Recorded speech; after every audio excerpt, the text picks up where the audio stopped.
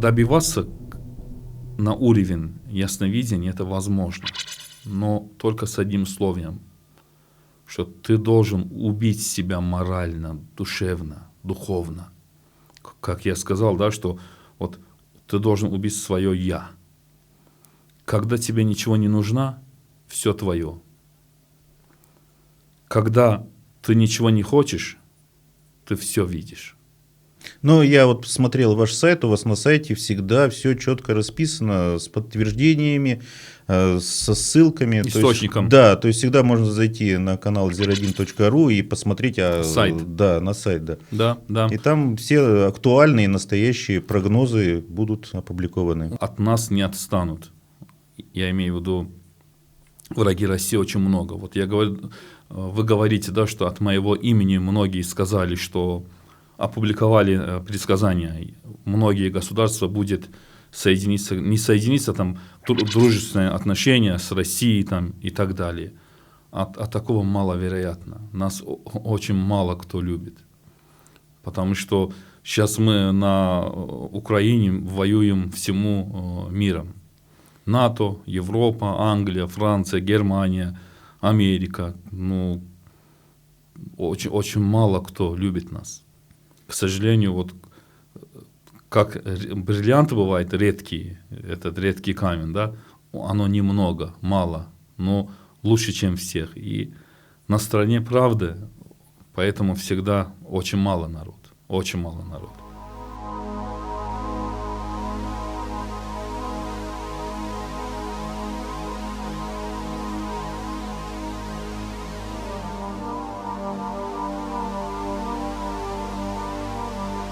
Зердин, здравствуйте. Очень рад, что мы с вами встретились на самом деле. Разговор у нас сегодня, я думаю, будет интересный. Постараемся поговорить о том, ну, о чем, наверное, у вас, может быть, редко спрашивали.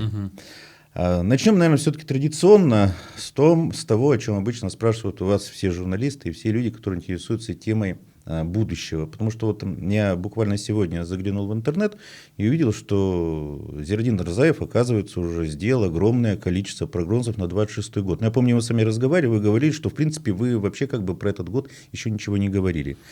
Говорил, но конкретно ничего не говорил, потому что 24 год я уже предсказал 25 и 26 год. А 26 год я был на радио 1, и там характеристика года я рассказывал, каким будет год. И все.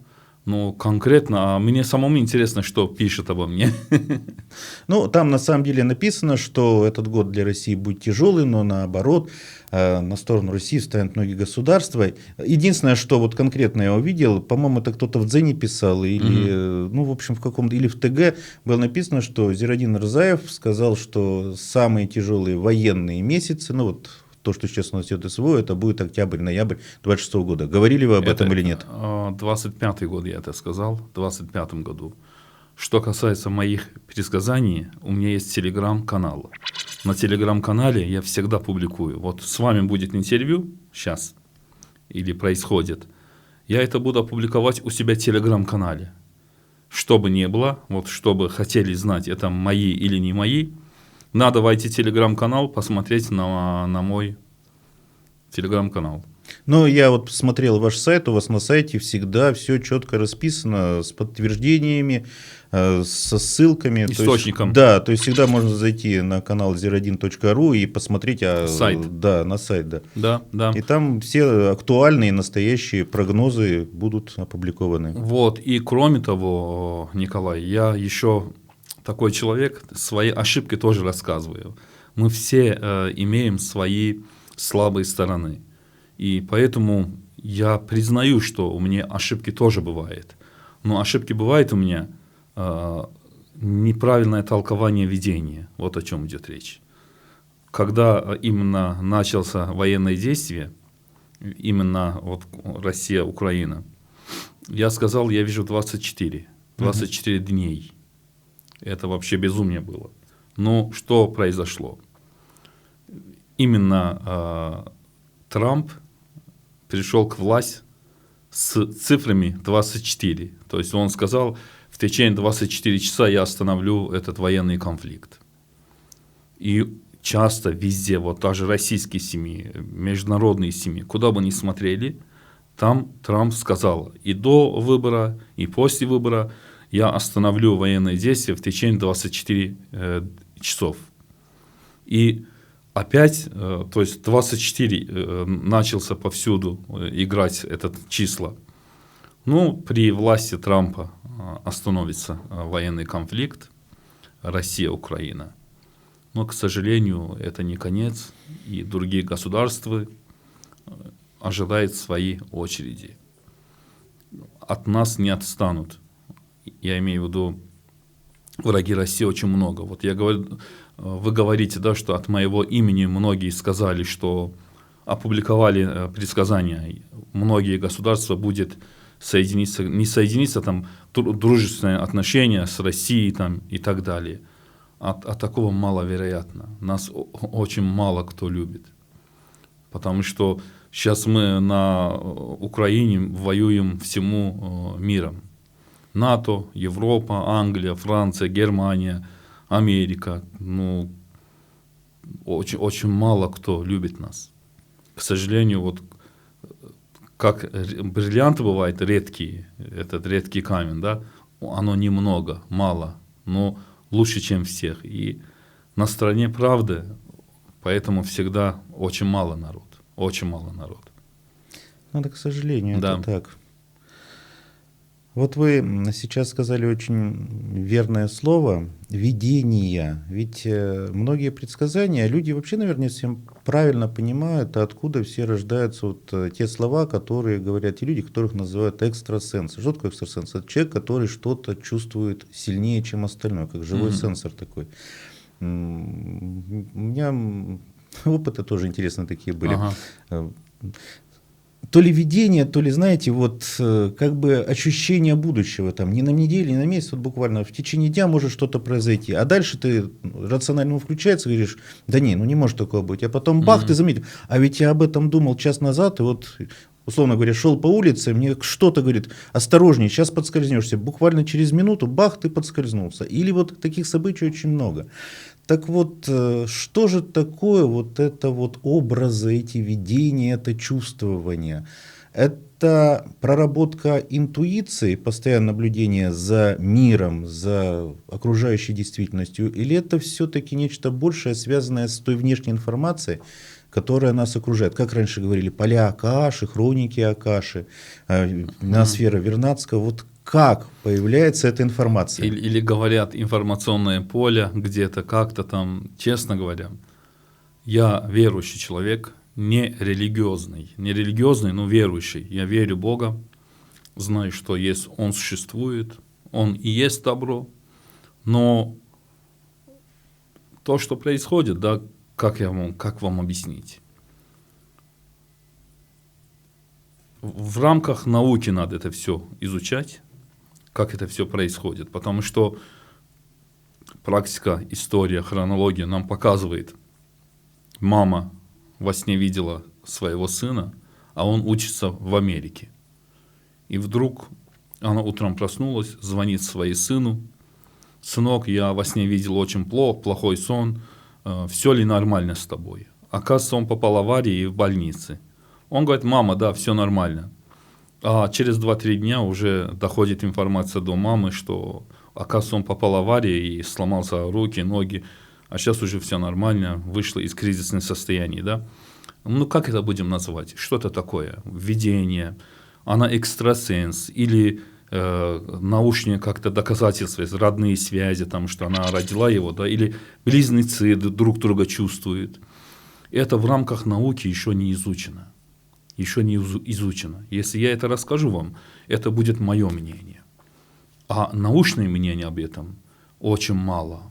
Например, да, вот я очень верю в Вангу. Верю, люблю и знаю, что она была одаренная женщина. К сожалению, на нее тоже напали, тоже снимали разоблачение великой Ванги, болгарские СМИ, один журналист, что ради пиара там. И я знаю, откуда пошло заказ тоже против Ванги. Не буду озвучить. Но Ванга нам тоже доказала, хотя она очень мало предсказаний делала о будущем. А в данный момент я смотрю, только в Англии и в Америке есть факультеты, кафедры, которые изучают парапсихологию и паранормальные явления, еще возможности человеческого мозга, человеческое сознание. Туда идет телепатия, телекинез там, и другие разные парапсихологические и психологические термины. К сожалению, это в данный момент в России такого нету. Вообще нету. У нас даже времена СССР изучали паранормальные явления. Даже на самом деле советская власть, когда видел людей с неординарными способностями, это Вольф Мессинг, они дали ему возможности показать себя под именем артиста. То есть ему не дали возможности, что сказали, да, что вот он ясновидец или что-то. Максимум ему позволили, что его талант телепатии. Но советская власть никогда не отрицал талант. Он именно нашли правильное название талант. А мне все равно человек там предсказывает, сбывается, видит прошлое, красиво рисует, красиво поют, красиво пишет. Советская власть, они ценили таланта. Если у человека есть талант, почему же нет?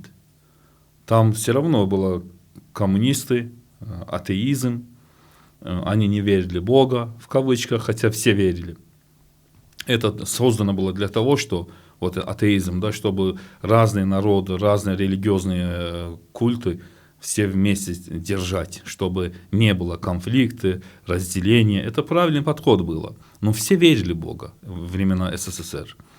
Но в наше время совсем происходит что-то иное. Что-то иное. Мы вместо изучать, проверить, развивать, а мы, наоборот, хотим запретить, задушить. И это все, даже вот что такое астрология?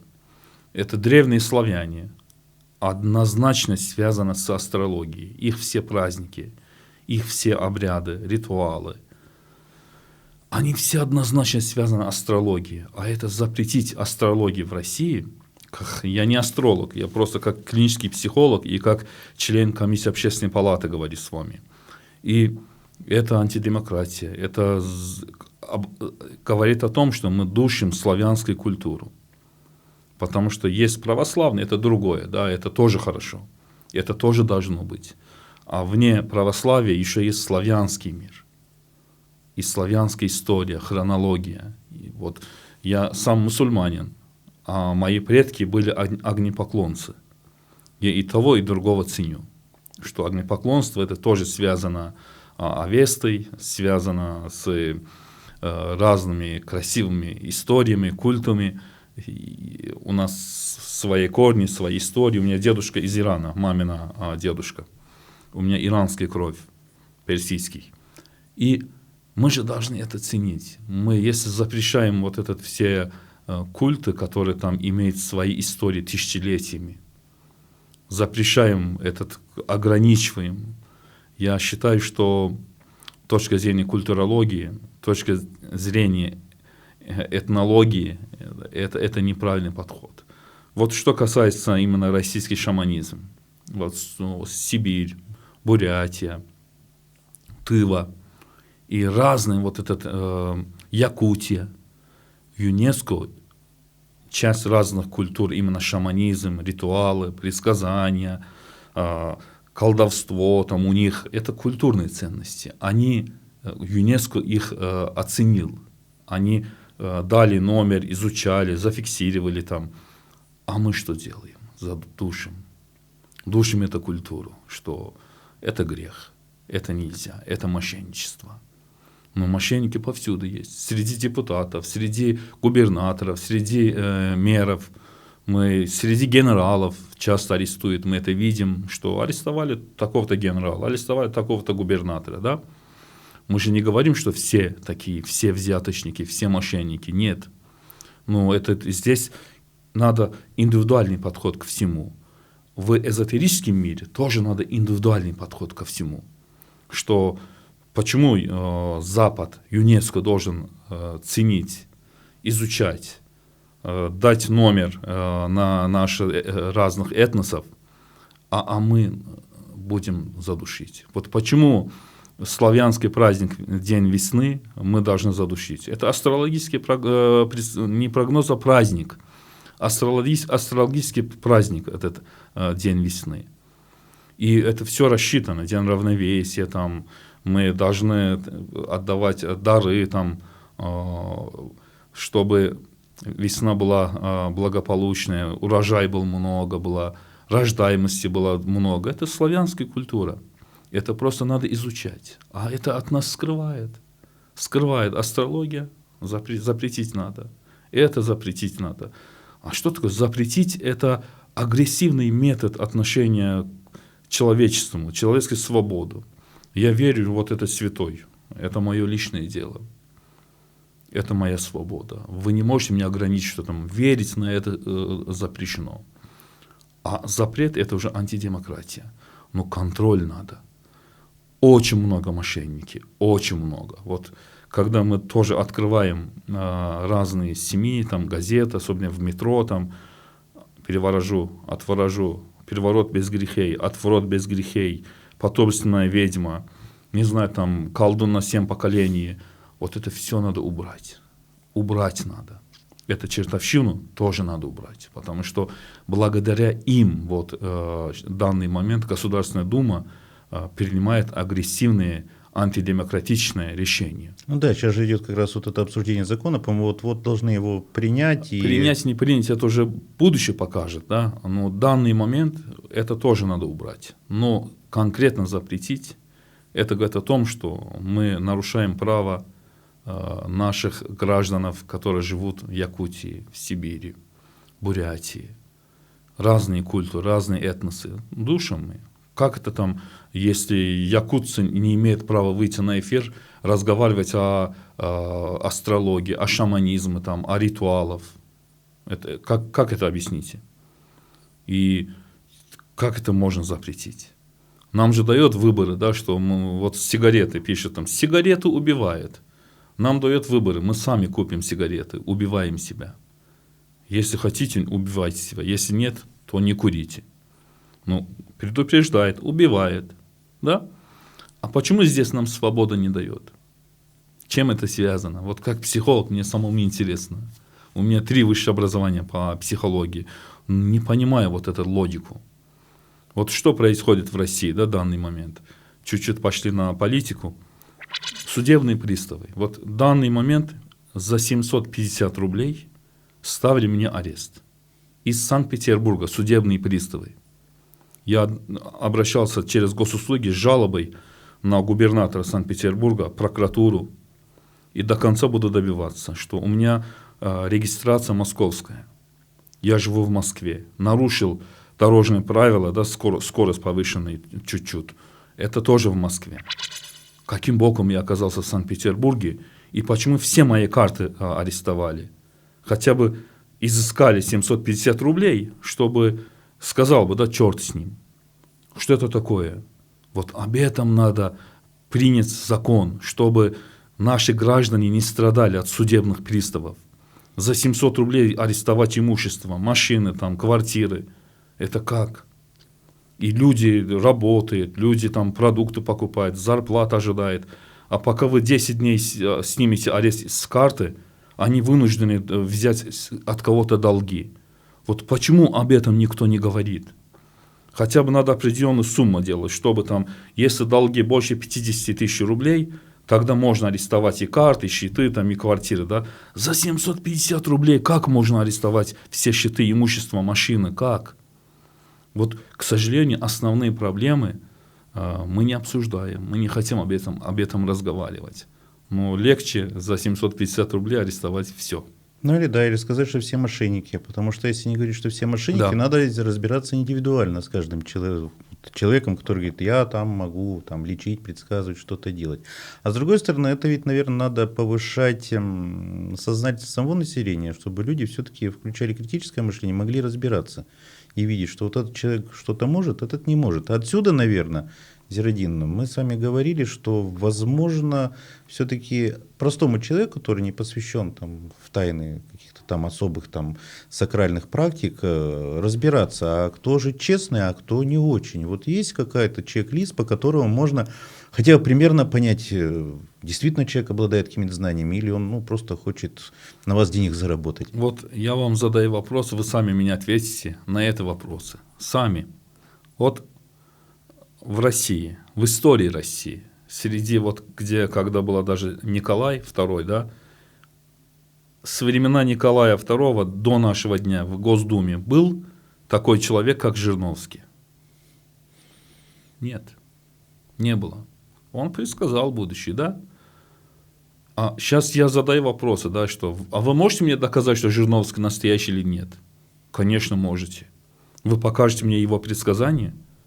Я посмотрю, я говорю, человек на самом деле неординарный, он талант, как времена СССР назвали, талантливый депутат. Второй Жириновский нет. Я очень хорошо отношусь с Слуцкий, он мой хороший знакомый, да, привет передай через вас, используя ситуации. Но Жириновский в истории России был один. И так же как Вольф Мессинг, как другие специалисты в сфере паранормальной или в сфере там, неординарности, они очень мало. И народ должен в первую очередь видеть их предсказания, что они сказали, что они предсказали, что сбылись. Только после этого будет ясно, человек насколько настоящий.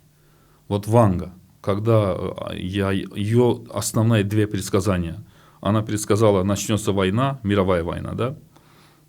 И она предсказывала, что курс тонет, и 3 дня будет его плакать народ. Так и было. И из-за этого народ ей верили, потому что она предвидела ситуации, она предсказала публично. А в данный момент я смотрю от имени Ванги, сколько предсказаний, которые нигде нету корень, источник. Источники не показывает. Ванга сказала, 26-й год будет таким, 25-й год таким, 24-й год таким. Но почему-то эти журналисты, эти люди, блогеры не показывают нам полноценные предсказания Ванги, чтобы мы один раз читали, один раз и посмотрели, что она предсказала, что и нам было хорошо, и им было хорошо. Нет такого книга. Она ничего не предсказывала, от ее имени уже дальше придумывает. И, к сожалению, когда уже эти предсказания не сбываются, это логично, что не сбудется, мы начинаем уже навредить имя Ванги. Вот о чем идет речь. И поэтому настоящий специалист, он должен со своими предсказаниями доказать себе, что он предсказал, и это сбылись. Вот Елизавета II, королева Англии, да? Спутник АС. И в Казахстане тоже опубликовали. Потом я забыл, как назвать этот семьи. Повсюду опубликовали. Я сказал, что королева Англия умрет 8 числа. Прошло 5 лет. Ровно 8 числа королева умерла. Ровно 8. И я сказал 7 или 8. 7 ей стало плохо, 8 она умерла. Эти две цифры играли огромнейшую роль в жизни королевства, в истории королевства Англии. Как я сказал, предсказал заранее, за 5 лет. 7 она заболела, ей плохо стало, не заболела. 8 она умерла. И поэтому, а почему на это предсказание закрыть глаза? Что там, я давно убил внутренний я. Я нету. Меня нету. Я всегда говорю «мы». Потому что эго – это зло. Когда ты слишком скажешь я, то, что тебе дал Господь, отнимет от тебя. Ты никто. Потому что когда-то я тоже умру, я тоже болею, я тоже голодаю, я тоже обычный человек, как и вы, да? Но чем-то, из-за что-то, не знаю, Господь меня наградил. А что касается, вы мне задавали вопросы, Николай, да, что у каждого человека есть вот это ясновидение там, или чувствие, или талант, или что-то. Это на самом деле не всем дано, Но как это объяснить? Добиваться на уровень ясновидения это возможно, но только с одним условием, что ты должен убить себя морально, душевно, духовно. Как я сказал, да, что вот ты должен убить свое «я». Когда тебе ничего не нужно, все твое. Когда ты ничего не хочешь, ты все видишь. Когда ты бежишь там за счастьем, оно не твое. Когда ты ничего не хочешь, а счастье твое, ты счастливый. Вот о чем идет речь. Конечно, чуть-чуть это философские, да, но мы, когда читаем Библию, Новый Завет, Иисус ходил на воде.